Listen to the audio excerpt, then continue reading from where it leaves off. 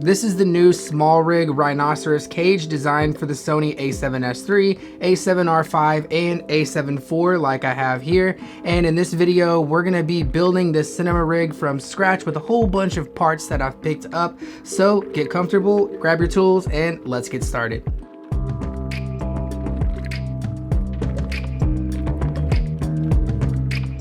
All right, so here we have the bare bones a7IV. I have a variety of different parts here from this new SmallRig Pro VB battery. I have a new base plate for the cage and also a new monitor mount as well. So let's go ahead and get all this hooked up.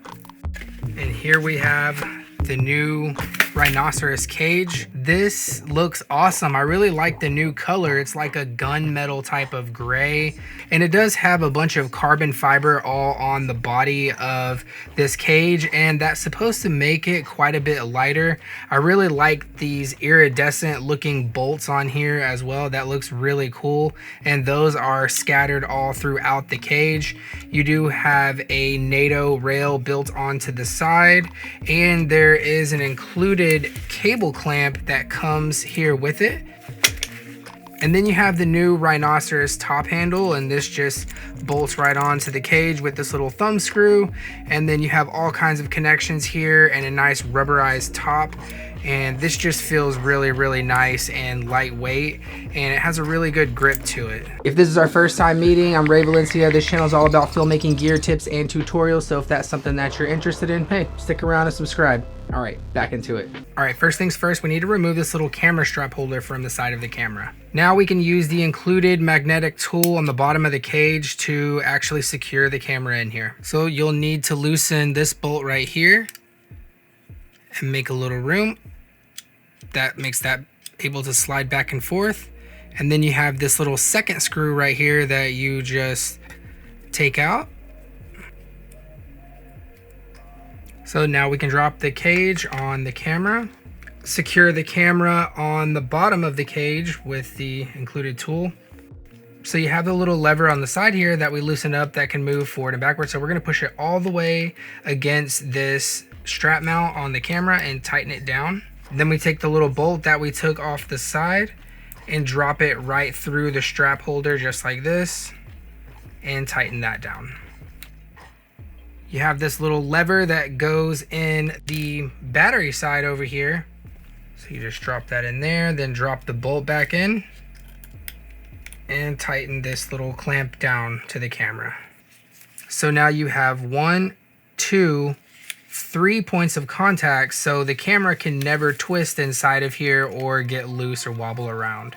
One thing that's great about this cage is it has the built-in Arca Swiss mount for the Ronin, and one downside could be that it blocks the battery door from opening. But wait a minute, they've already thought of that, so you can actually open this little door on the front of the cage, and now your battery door can open freely. So that's definitely another cool feature of this cage that I've never seen before. Now we can attach the super lightweight Rhinoceros top handle, and this also has an anti-twist mechanism on it.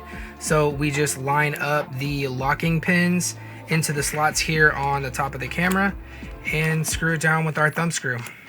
And this looks really, really awesome on here. There are a ton of 3/8 and 1/4 20 threaded holes all over this cage for attaching accessories. Plus the other side is a full-on NATO rail, which makes it easy for attaching a hand grip too. And the look of this cage just has this like almost like a dark gunmetal camo look to it, like a skin type of texture, I guess.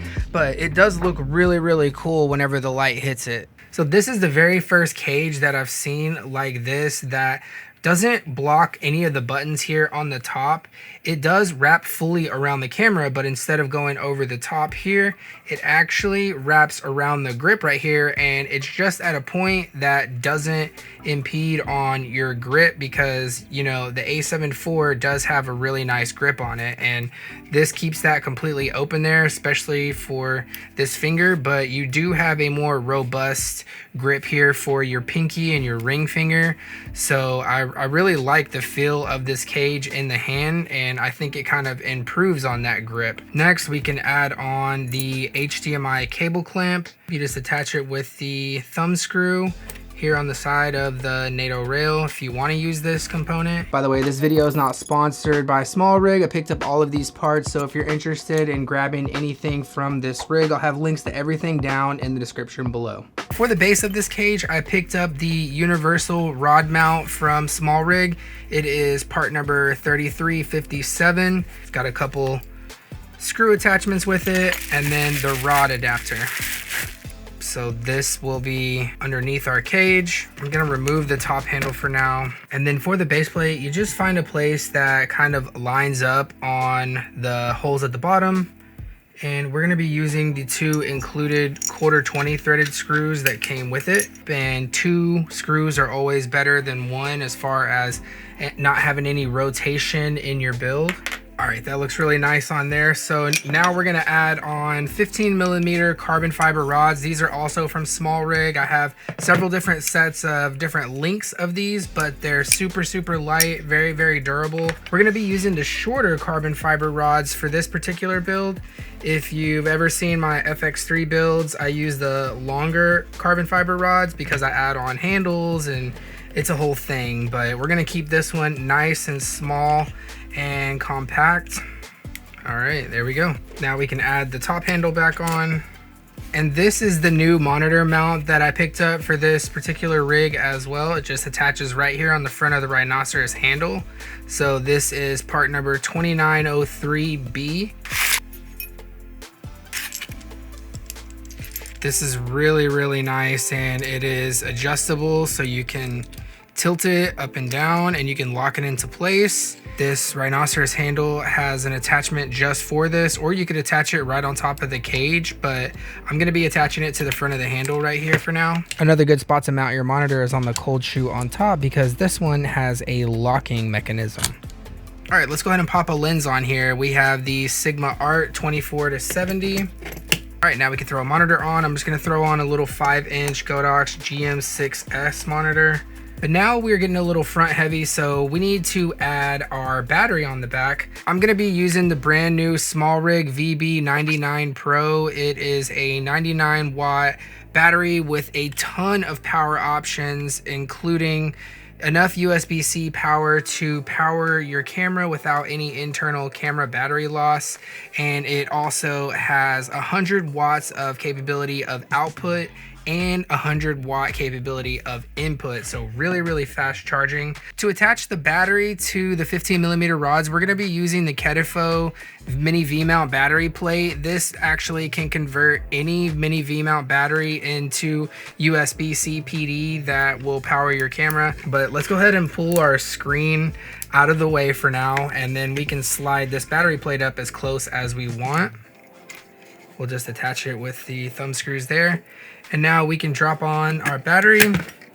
And now we have a nice balanced rig. All right, now we can plug the HDMI cable in and tighten up the clamp with the thumb screw and attach our cable.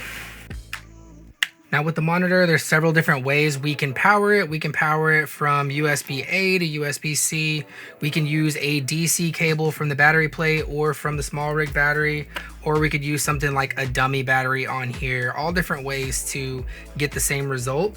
So for this particular rig, we're just gonna use regular USB quick charge. And then so we don't lose any internal camera battery, we're gonna go USB-C to USB-C straight from the battery into the a7IV. So now this is powering our camera and our monitor. Now we could add on a wireless transmitter if we want to and have that running wireless video. For the matte box, I'm going to be using the Freewell Eiger matte box. I have a whole set of magnetic filters and cool accessories for this kit, so I like using this, plus it looks really cool with the carbon fiber.